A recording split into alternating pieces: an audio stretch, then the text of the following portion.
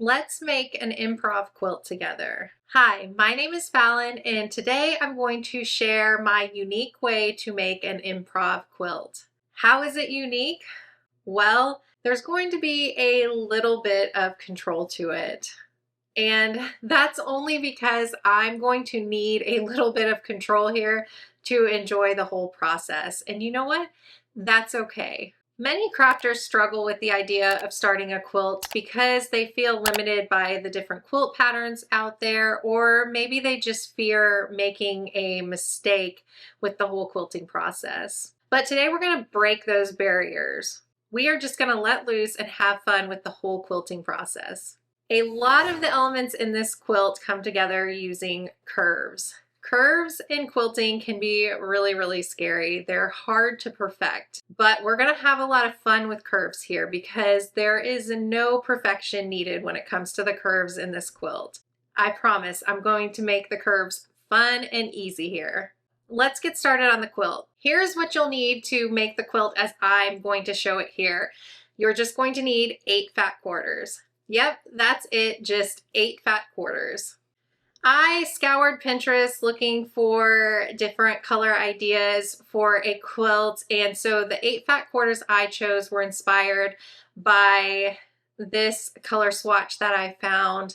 Using Pinterest and searching up color combinations is a lot of fun when it comes to quilting. It can help you get an idea and pull fabrics based around that idea. Now, of course, you can just choose 8 fat quarters you like, or you could choose 8 fat quarters from a line of fabric that you love, or you could just use your scraps because I am going to give you the measurements that you need for the different blocks, so you could just pull scraps based around those measurements as well. For the initial cuts that you're going to make for this quilt, you're going to want to cut 2 9.5-inch squares and 2 8-inch squares from each of your fat quarters. To make this easy for me, I just folded my fat quarter in half and then cut 2 of each of the squares needed while it was folded so I could get 2 at a time.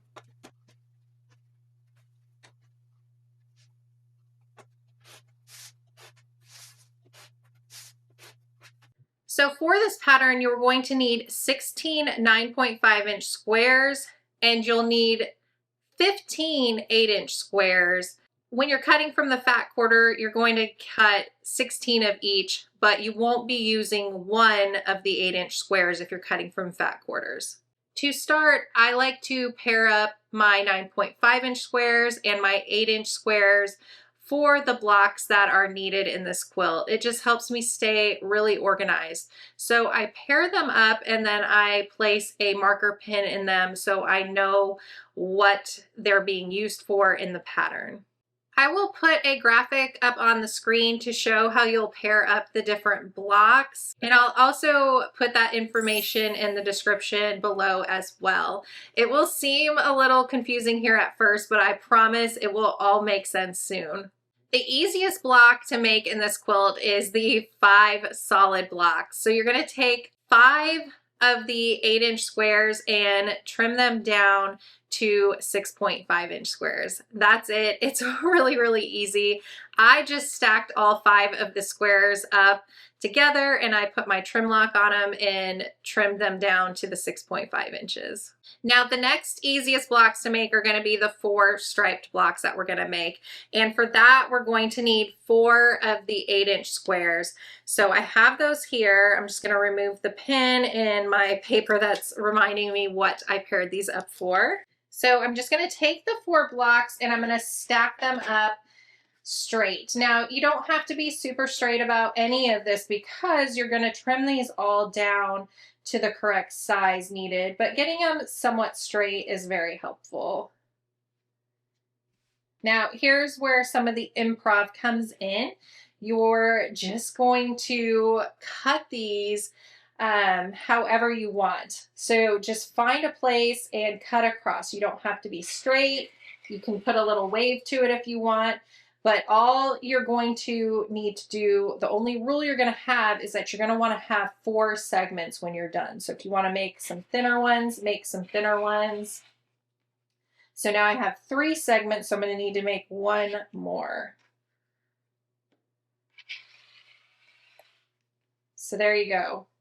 Just let loose with it. Have some fun. So now what we're going to do, because we don't want to sew all these back together in the same print, we're going to shuffle them a little bit. So take the top color on the first one and put it to the bottom. And then with the second segment, take 2 and move it to the bottom. And then with the third one, you got it. You're going to take 3 and shuffle it to the bottom. And then you can see all of them are different across here. So that's what we want. Okay, so now we're ready to sew this together. You're going to take the first segment from the first stack and then the second one, and then you're going to put them right sides together and sew. Now, depending on how you cut it, how you lined it up, it may not sew across perfectly. Just make sure you catch the fabric on both sides.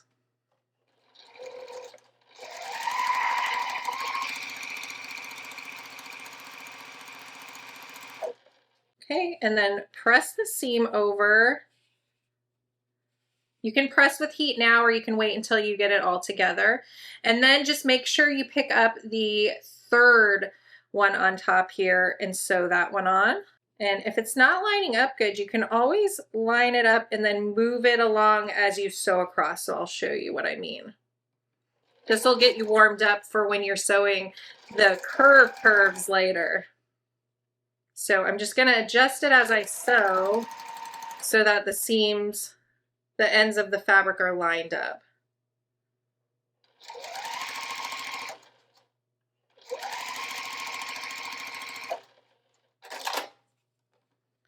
Right, and then press that over, and then we're going to add on the last one here.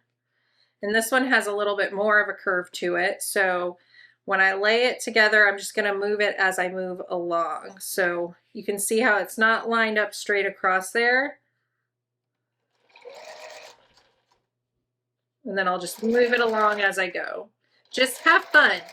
Just have fun. Don't let it stress you out. It's all going to turn out in the end.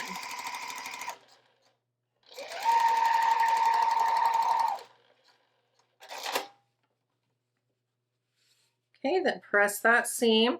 Now that you have this whole first block sewn together, press this really well with some heat. All right, so how fun is that with the different widths, and the colors are coming together nicely. So now we just need to trim this to 6.5 inches.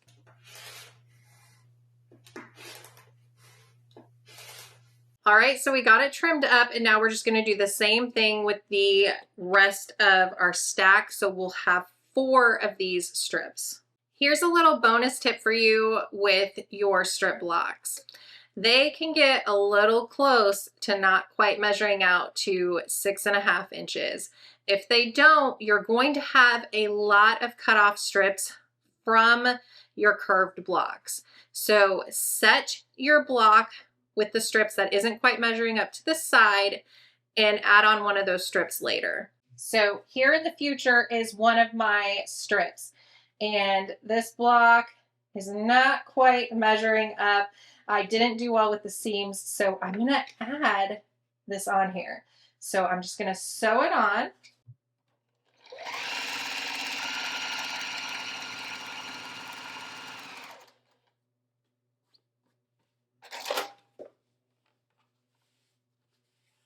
And here's what this other extra strip will also do for us. We can have a little bit more fun now with our trimming. We could slant our ruler a little bit, or our trim block, and cut.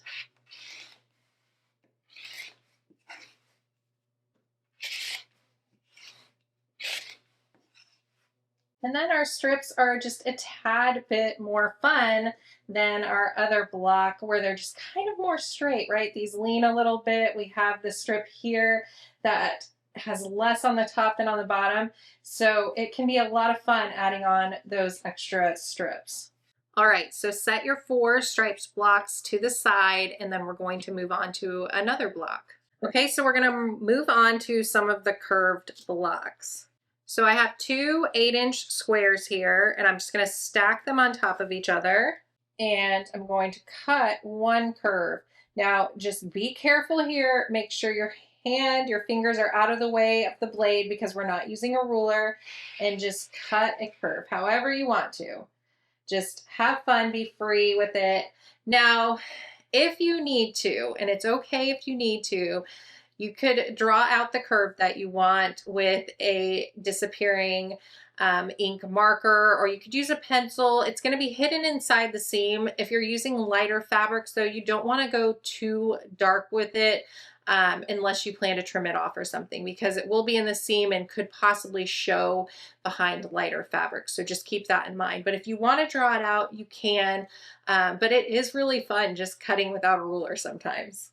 All right, so something you want to keep in mind when you're doing these curves is if you have two squares, then you want two segments. Later, we're going to cut more segments, so you'll just see how that rule progresses with those. Now, like before with the stripes, we're going to shuffle the fabric so that we're not sewing the same colors back together. All right, so now on to the hard part. We're going to sew the curve. I'm telling you though, it's not that bad. Just take a deep breath. We're going to have fun with it. We're not going to do perfect sewing of the curves. If you need to be able to sew this curve perfectly, if that's what you need to feel good when you're quilting, that is okay. I'll try to look for some tutorials for that, and I'll put them down in the description. They're not going to be for me though, because I'm not great at sewing curves, but I had a lot of fun doing this. So what I found works easiest for me is having the, I don't know what kind of curve this is, but this curve here on the bottom, and then the curve that's going to be curving out on the top. And what I like to do is to get it started is to kind of line up the two like this, because hypothetically, when you're done, you would want it to sit and still look nice and straight across here. So I like to line it up and then get the needles started there in the 1/4 inch position, lining up on the curve. So I'll sew 2 stitches and then back stitch. And then I keep the needle down and I raise up my presser foot, and I just start lining up the edges of the fabric together and sew really slowly. Now, I am by no means an expert with curve piecing. This is just what I find has worked for me with this particular pattern. When I get to the end of this, they are not going to be lined up perfectly, but that is okay for this one because we're going to trim it down in the end. So I'm just going to go really slow across here, and the top fabric, this curved one, I just kind of pull it gently, not really hard at all, just a little pull to it. Now, if you don't feel comfortable doing that, that's okay. Don't pull it at all if you don't want to, because you don't want to pull too much to where you get it warped. Just pulling it gently for me found that I got it closer to the end. Now, I did a lot of trial runs on this, and if you don't feel comfortable tugging it at all and getting it closer to the end, it won't make a difference at all for this. When we trim it down, you'll still have enough room to trim it down to size, so don't worry. I tried to make this really, really easy. So I just tug a tad and I make sure to keep my 2 fabrics lined up. So as I go, I sew slower than I normally do.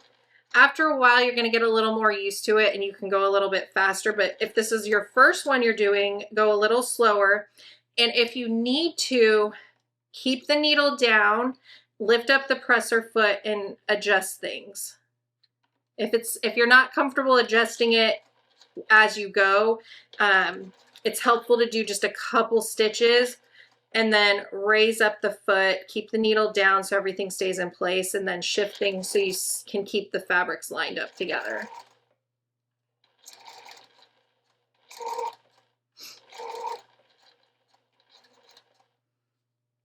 So I'm just gently moving things around so that everything stays lined up at the edge. And as long as you're catching both fabrics, you're doing perfect.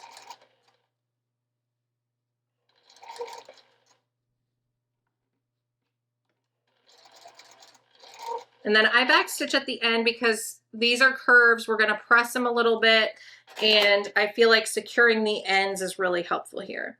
So I'm going to press that, and then you can see I have a big old gap here. I was not perfect with it at all, but that's okay. So I'm going to press that, but you can see the really fun curve here, and that's all we're looking for in the end. All right, so I have it pressed, and now we're just going to trim it down to 6.5 inches. So I'm going to take my trim lock here, and the fun thing is if you're using a ruler that's 6.5 inches or a trim lock like this one, you can look through and see how you want it to look. You could turn it and get, you know, less on the bottom here, more on the top to get a fun look. You can line it up and try to get it where it's somewhat even. However you want yours to look, line up your ruler, get it set, and then cut it down to size.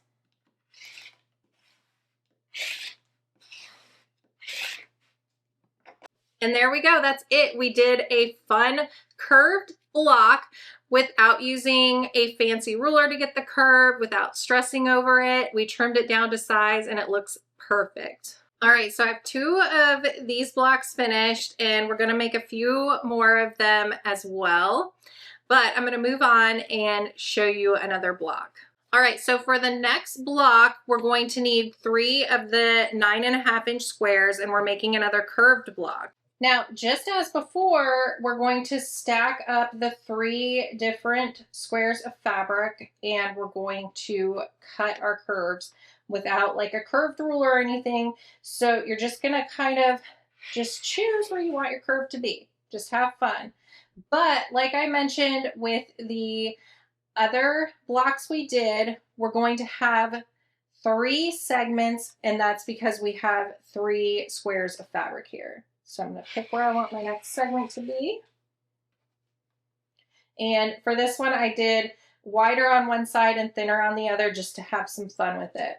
All right, so I have my 3 segments because I have my 3 squares. But first, I'm going to shuffle these just as I did before. So on the first one, I'm going to take 1, move it to the bottom. On the second one, I'm going to take 2 and move it to the bottom. And now they're all different. And so now what I'm going to do is sew these together just as before with the other curved block. Sew them, press them really well, and then trim them down to size. No, seriously, how dang cute is this block? They are so cute. I am getting obsessed with sewing curves this way. It is so fun to just let loose and be free with how you cut it, not worry about sewing it together perfectly, just pressing it really well and trimming it down to size. And yes, when you're trimming, you'll likely get a lot of these leftover strips. Just save them. You can add on more blocks with them, make more of those stripped blocks, and have a lot of fun. All right, so there are just 2 more curved blocks that you'll want to make. You'll want to make one that uses 4 9.5 inch squares. So you're going to have 3 cuts, 4 different segments. Shuffle those segments around after you cut them, and then sew them together and press them really well. Trim them down to 6.5 inches. And then you'll have some with 5 9.5 inch squares that you're going to cut 4 slits into it, have 5 segments, shuffle those around, sew them, press it really well, and trim them to 6.5 inches as well. Now, once you get all your blocks finished, you can start laying them out in a layout that you like.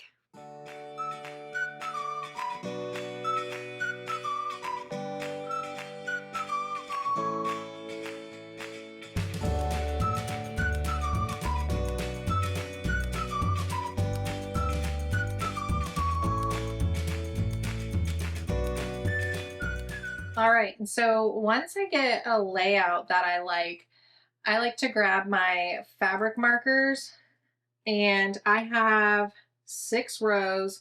So I'm going to take my numbers 1 through 6 off. This ring is so nice for keeping them all organized. And then I'm gonna just lay one on the first row, the start of the first row, 2 on the start of the second, 3, 4, 5, and 6. And then I'll secure it with a pin and stack the rows.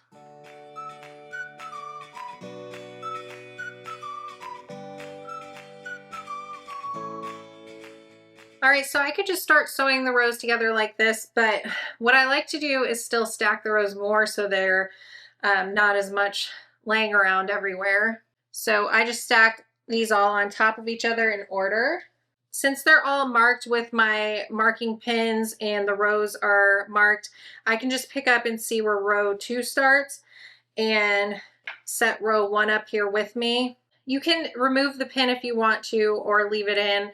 I'll just leave it in, just make sure it's out of your seam allowance.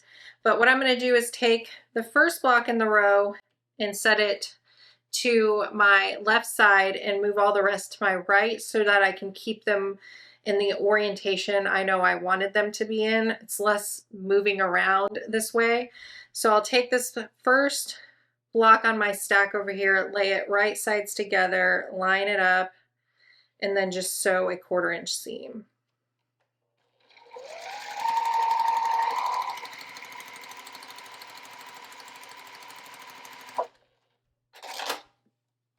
Now, right here, it doesn't really matter which way you press it. Just press all the squares in this first row in the same direction. So I'm going to press them to the right because that's just the direction the first one's wanting to lay. All right, and then I'll grab the next square, put right sides together, sew a 1/4 inch seam.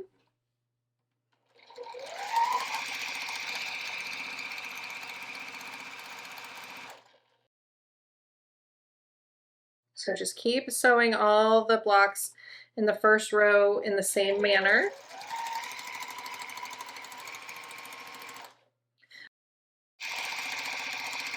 One trick you could do to make sure that you get all the blocks that laid out in the way you had planned it is to take a photo of your layout so you can refer to it as you sew.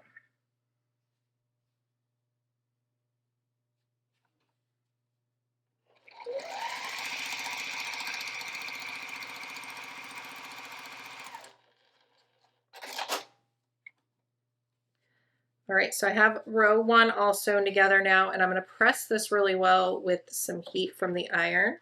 All right, so there is row 1. It is looking so good. So I'm going to set this to the side, and I'm going to grab row 2. So here's row 2, and I can see row 3 starting here because I see the marker on it.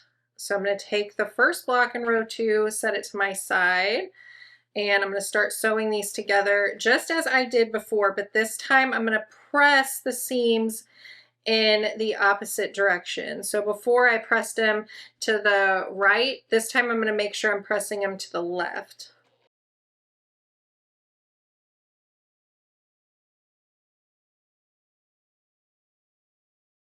All right, so here is row 2. It looks so good as well. I'm really excited to see this quilt come together. So I'm going to go ahead and sew row 1 and row 2 together just to show you how it will look. So I'm going to lay them right sides together. I know where the start of the row is because I have the pin markers at the start of the row. And what I'm going to do is bring the seams together. I'm going to add some pins at each intersection, and since we press the rows in opposite directions, they're going to nest together. So you'll see the seams go in opposite directions. You can kind of feel them come together. I'm going to place a pin in each of those intersections where the blocks meet. So I can feel that come together, place a pin in. All right, and then after I get it pinned, I'm going to sew these together.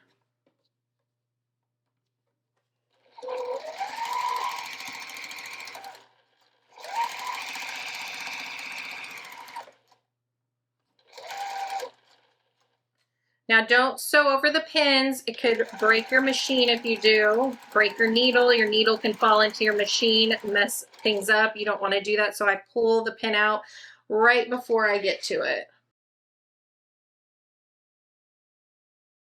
All right, and then I just start finger pressing the seam, whatever direction I feel like. I almost always press it up here just because it's easier for me to finger press it that way as I sit here and just kind of move it in the direction I want it to go. But it really doesn't matter for this which way you press the row from the seam. All right, I'm gonna press it with the iron now. Oh my goodness, I am obsessed. This is turning out so fun. I can't wait to see it all come together. So there is row 1 and row 2. I have a few more rows to sew together. I'm going to sew them together in that same manner. With row 3, I'm going to sew the entire row together, and then I'm going to press the seams in the opposite direction of row 2. So I'm going to press them to the right, and I'm going to continue that with the other rows that I have here. Once I finish all the rows and sew the top together, I will of course give you a look at it.